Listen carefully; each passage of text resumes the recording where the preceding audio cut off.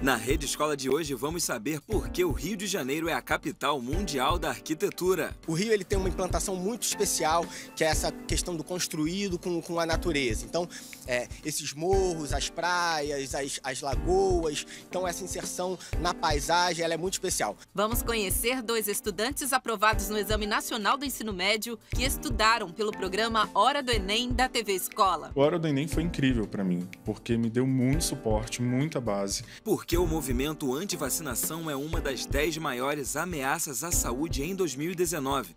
O que a gente precisa é neutralizar, impedir que essas informações erradas circulem e orientar a população para ver o que está acontecendo. É medo? O Museu Nacional abre as portas pela primeira vez depois do incêndio que aconteceu ano passado. Nós estamos agora conseguindo, felizmente, recuperar parte da história brasileira.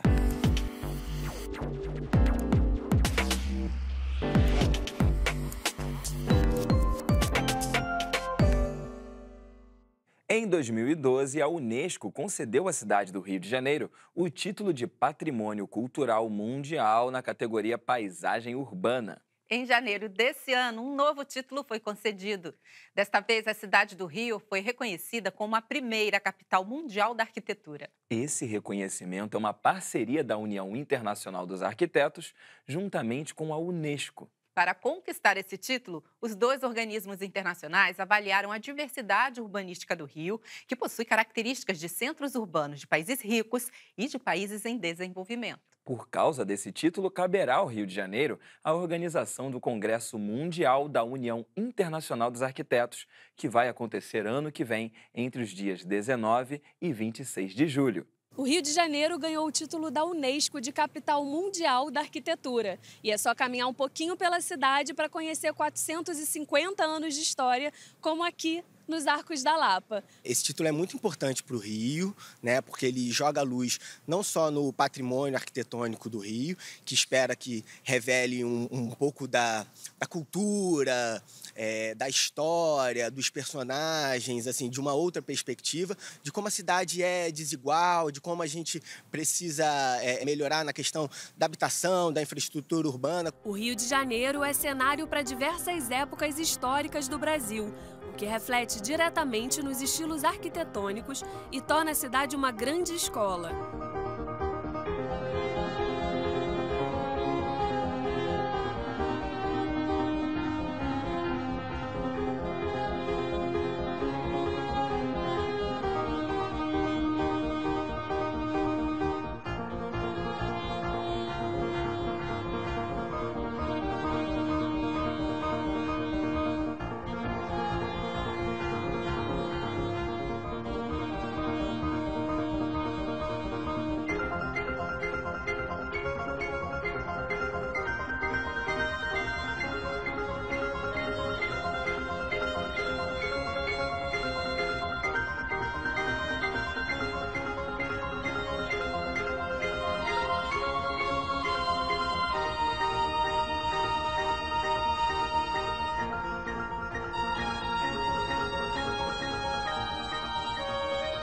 Em 2012, a Unesco concedeu um outro título para a cidade, o de Patrimônio Cultural Mundial, na categoria Paisagem Urbana. Mas essa é a primeira vez em que uma cidade é intitulada Capital Mundial da Arquitetura. O Rio ele tem uma implantação muito especial, que é essa questão do construído com a natureza. Então, esses morros, as praias, as lagoas, então essa inserção na paisagem ela é muito especial. Junto com o título vem também uma série de responsabilidades. O Rio será a sede e vai organizar o próximo Congresso Mundial da União Internacional de Arquitetos, a UIA, que acontece entre os dias 19 e 26 de julho do ano que vem. A previsão é que em 2020 a cidade receba profissionais do mundo inteiro para discutir urbanismo e sustentabilidade. A gente sabe de história, assim, de trabalho com escolas, de alunos que vão a equipamentos como esse, como Teatro Municipal, e falam assim: nossa, professora, eu não sabia que existia na cidade um espaço como esse. Né? Então, é isso que a gente quer com esse congresso, que as pessoas tenham acesso, conheçam a cidade, conheçam a história da cidade, conheçam a arquitetura em sua plenitude, né? O direito à cidade. Um dos momentos mais difíceis na vida de um estudante, seja ele uma criança ou um adolescente, é a mudança de escola. O O primeiro dia num novo ambiente pode deixar marcas, assim como a passagem de uma etapa de ensino para outra. Por esse motivo, as escolas precisam estar preparadas para ajudar os estudantes e os pais nesse processo. No mês de fevereiro, a maioria das escolas no país já voltou às aulas. Para alguns, esse é um momento de alegria. Hora de reencontrar os amigos, rever os professores, voltar à rotina. Ele estava muito ansioso para vir para a escola, é a primeira vez que ele vem. E ele está muito feliz, foi muito tranquilo. Ele já entrou na sala, ficou e está lá igual gente grande. Mas para quem vai pela primeira vez à escola ou troca de instituição, fica uma certa insegurança. Elas estão se adaptando bastante, a pequenininha ainda está um pouco chorosa, mas vai dar tudo certo. E como é que é para o coração de mãe? A gente fica com o coração apertado, né, sempre. Mas tem que deixar, né, a escola, a gente sabe que eles vão estar bem acolhidos. Um desafio ainda maior é o primeiro ano na escola. A criança está cercada de desconhecidos em um ambiente completamente novo. Nesse jardim de infância, algumas atividades facilitam a adaptação dos pequenos e os acolhem como em um abraço. Nós colocamos músicas na escola, colocamos vários profissionais entrando, recebendo as crianças na porta, professoras do matutino e do vespertino, acolhendo as crianças juntamente com seus familiares. Os familiares puderam entrar nas salas, conhecer o banheirinho, conhecer a mesinha, a casinha de boneca. Então nós deixamos um dia bem à vontade para eles. Para ajudar os pais a vivenciar esse momento com tranquilidade, a psicopedagoga dá as dicas. Deixe os pequenos expressarem seus sentimentos. A criança pequena, em especial, merece muito e precisa muito desse acolhimento, do toque, do abraço, de sentir a segurança. Nunca julgar o sentimento ou diminuir esse sentimento. Um objeto de casa pode trazer conforto. Para os pequenos, os pais podem, inclusive, deixar um objeto. A mãe deixar um batom, o pai deixar o chaveiro, porque o objeto é como se eles fossem voltar. Não, está guardado comigo e eu sei que ele vai voltar para buscar o objeto. Isso dá para eles uma segurança bem bacana. Seja parceiro da escola. É importantíssima a integração entre pai e escola, até porque as crianças sentem quando os pais têm segurança. E no momento em que o pai vai deixar a criança na escola e o pai está inseguro, a criança vai estar muito mais insegura. Ele vai sentir essa insegurança e, consequentemente, não vai querer ficar na escola. Converse, mas principalmente saiba ouvir. Com os grandes é a conversa e a escuta. Escutar muito o que eles têm a dizer, as inseguranças e os medos. E, através de um diálogo muito saudável, conseguir fazer com que eles cheguem a essa solução. Juntos, né, os pais como mediadores e a escola como mediadora, que é o papel de cada um, ajudá-los a enfrentar esse momento tão desafiador. Vamos falar agora de educação voltada para a prevenção de doenças. A Organização Mundial da Saúde divulgou recentemente que o movimento anti-vacinação está entre os 10 maiores riscos à saúde global em 2019. O movimento anti-vacina ou anti-vacinação ganhou força na internet nos últimos anos. Nas redes sociais, esses grupos manifestam a sua falta de confiança nas vacinas. Acontece que a decisão de não imunização pode acarretar a volta de doenças já erradicadas, como a poliomielite e o sarampo. Exatamente, Ernesto. O nosso país é referência mundial em fabricação de vacinas. De acordo com o Ministério da Saúde, temos 45 tipos destinados a todas as faixas etárias. Eu fui até a Fundação Oswaldo Cruz e conversei com especialistas sobre a importância da vacinação. Vamos ver na reportagem. Desde 1973, o Brasil possui um Programa Nacional de Imunizações. Hoje, a população tem acesso gratuito a todas as vacinas recomendadas pela Organização Mundial da Saúde. E a maioria delas é fabricada em 2 laboratórios públicos, o Instituto Butantan, em São Paulo, e o Biomanguinhos, aqui na Fiocruz, no Rio de Janeiro. Nós viemos até o Biomanguinhos para conversar com uma profissional de saúde que conhece o processo de produção e os benefícios dos imunobiológicos. Eliane Santos diz por que o movimento antivacina, que se espalha pelo mundo, também é ameaça por aqui. O que está acontecendo que as pessoas não estão indo aos postos de saúde vacinar? Por que os pais estão com medo de levar seus filhos? Então, são as fake news que estão circulando? São as informações que não estão adequadas ou chegando à população? O que a gente precisa é neutralizar, impedir que essas informações erradas circulem e orientar a população para ver o que está acontecendo. É medo? Então, orientar, as vacinas são seguras, dar orientação à população. No século passado, medo e boatos contribuíram para a histórica revolta da vacina. O ano era 1904 e os moradores da cidade do Rio de Janeiro, então capital do país, foram às ruas protestar contra a lei que determinava a vacinação contra a varíola. Agora, no século XXI, ainda há quem desconfie e argumente evidências científicas. Quando uma vacina vai para o posto de saúde ser utilizada pela população, ela já passou por muitos anos de estudos que verificam a sua segurança, se a vacina é segura, e a sua eficácia. Então, o que a gente gostaria de enfatizar é que as pessoas procurassem os postos de saúde para poder tirar dúvida se as suas cadernetas de vacinação estão em dia. E os profissionais de saúde orientar esses pais, orientar a população. Vacina não é só para criança, vacina também é para adulto, tem vacina para gestante, tem vacina para idoso.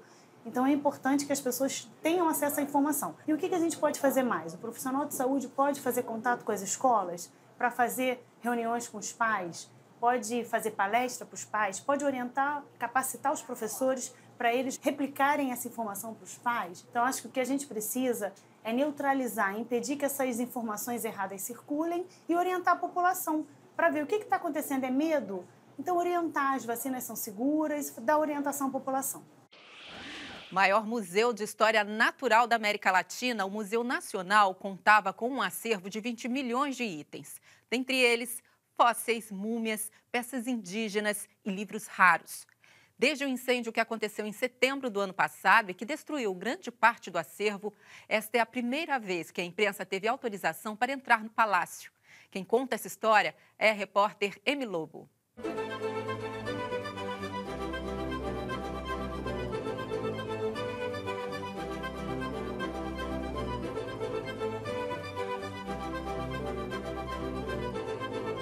Após um pouco mais de 5 meses do incêndio do dia 2 de setembro, essa é a primeira vez que a imprensa entra no Palácio do Museu Nacional.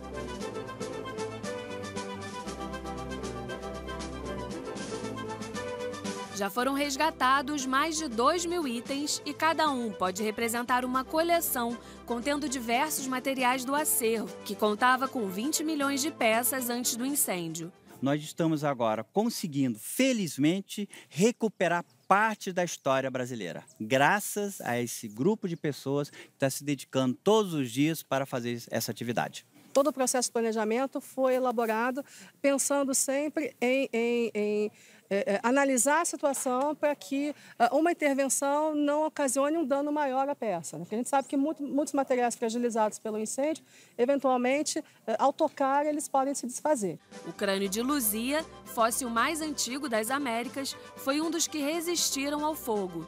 Nesta sala, por exemplo, a expectativa era de que quase tudo seria perdido. As prateleiras centrais sofreram com desabamento pós-incêndio, mas muitos materiais ficaram protegidos nos armários de ferro.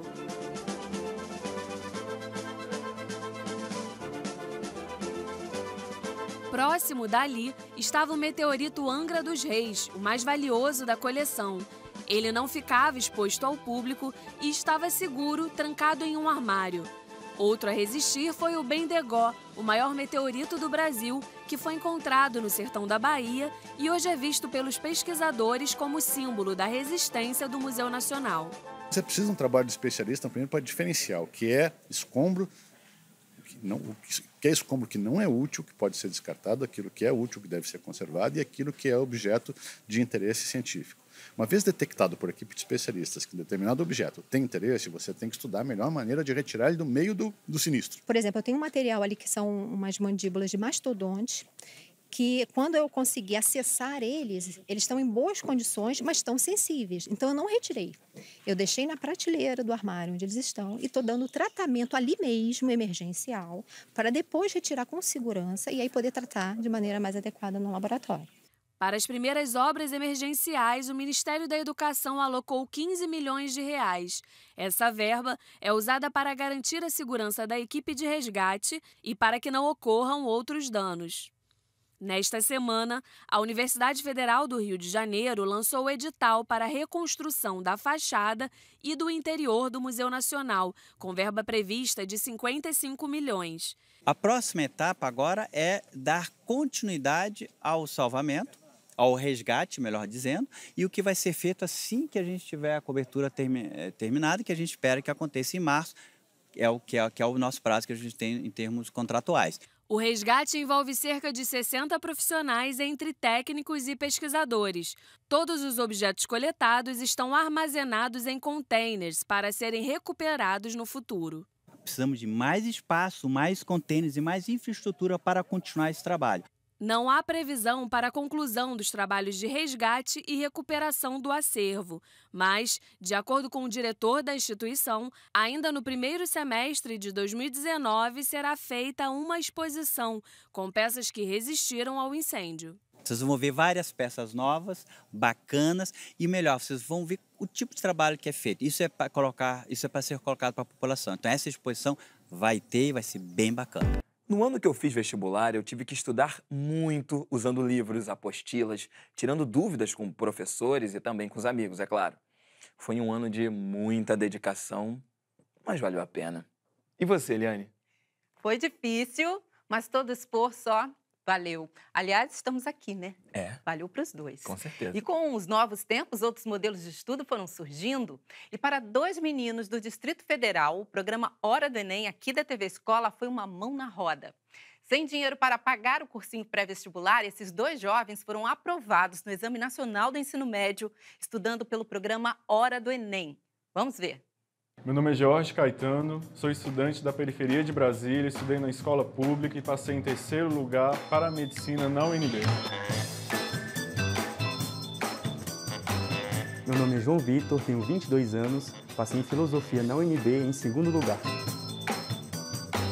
Alegria estampada no rosto para quem quiser ver. Tudo isso resultado de muito esforço. Quem vê o boletim de desempenho desses jovens no Enem nem imagina o que eles tiveram que passar. Eu não pude pagar o cursinho, não tinha condições. Então eu tive que estudar em casa. Então peguei algumas apostilas de uns amigos meus que já tinham feito outros cursinhos e eles me deram as apostilas, eu estudei em casa e eu tinha dúvidas sobre como começar a estudar, o que estudar. Primeiro eu entrei em vários cursinhos, como pagante, mas daí a grana começou a acabar, o desespero veio, a situação financeira realmente apertou, foi logo próximo de uma crise e logo em seguida eu ganhei uma bolsa e sempre buscando conciliar com o estudo do cursinho que essa bolsa me proporcionou, o conteúdo de várias mídias, de várias redes que a própria internet disponibiliza. Os 2 jovens vieram de escolas públicas e seguiram caminhos completamente diferentes até alcançar a tão sonhada vaga aqui na universidade. Mas uma coisa unia os estudantes e ela vem diretamente da TV Escola. A Hora do Enem foi incrível para mim, porque me deu muito suporte, muita base, as dicas de redação, o conteúdo disponibilizado, a orientação pedagógica, o ânimo de você ver alguém aprovado ali, que conseguiu realmente, com todo o esforço, foi muito, mas muito motivador para mim. Eu conheci o programa em 2017, quando eu estava fazendo uma viagem em São Paulo. Eu achei interessante que era um programa sobre o uso da matemática no dia a dia. Eu achei muito fácil, porque como eu não tinha como estudar em cursinho, eu tinha que estudar em casa. E o Hora do Enem me ajudou a dar um guia de estudos. E o programa foi muito bom para me ajudar nisso. O Hora do Enem existe desde 2016. O programa é recheado de diversas dicas, conteúdos, entrevistas e comentários de provas dos anos anteriores. É importante que o aluno ele tenha consciência que o trabalho que ele deve fazer não é simplesmente assistir à aula do professor e depois resolver exercício. É importante ele buscar visões complementares, porque muitas vezes uma forma de enxergar um determinado conteúdo pode não ser a mais adequada para ele. Então, quanto mais ferramenta, melhor, para ter diversos pontos de vista acerca de um mesmo conteúdo. É possível desde que você realmente corra atrás, é possível desde que você corrija a base, desde que você busque instrução, desde que você utilize as ferramentas da forma correta, como a Hora do Enem, que é sensacional, a universalização do saber. E isso é crucial, é buscar oportunidade. Elas estão aí, elas existem, é possível. Para quem vai fazer o Enem neste ano, fique ligado. A próxima temporada do programa começa em abril.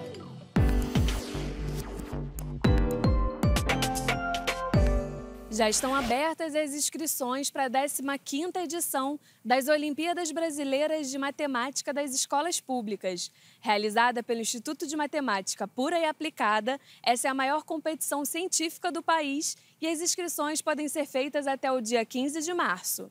Alunos do ensino fundamental e médio de instituições públicas e privadas podem participar da competição. Para isso, as escolas devem preencher a ficha de inscrição disponível no site oficial da Olimpíada. Ela contribui muito para o desempenho dos alunos, para o interesse que os alunos têm na matemática e para o desempenho na própria sala de aula. Com o apoio da Organização das Nações Unidas para Educação, Ciência e Cultura, a Unesco, o evento participa do calendário do Ano Internacional das Línguas Indígenas e adotou os padrões geométricos típicos dessa cultura na sua identidade visual.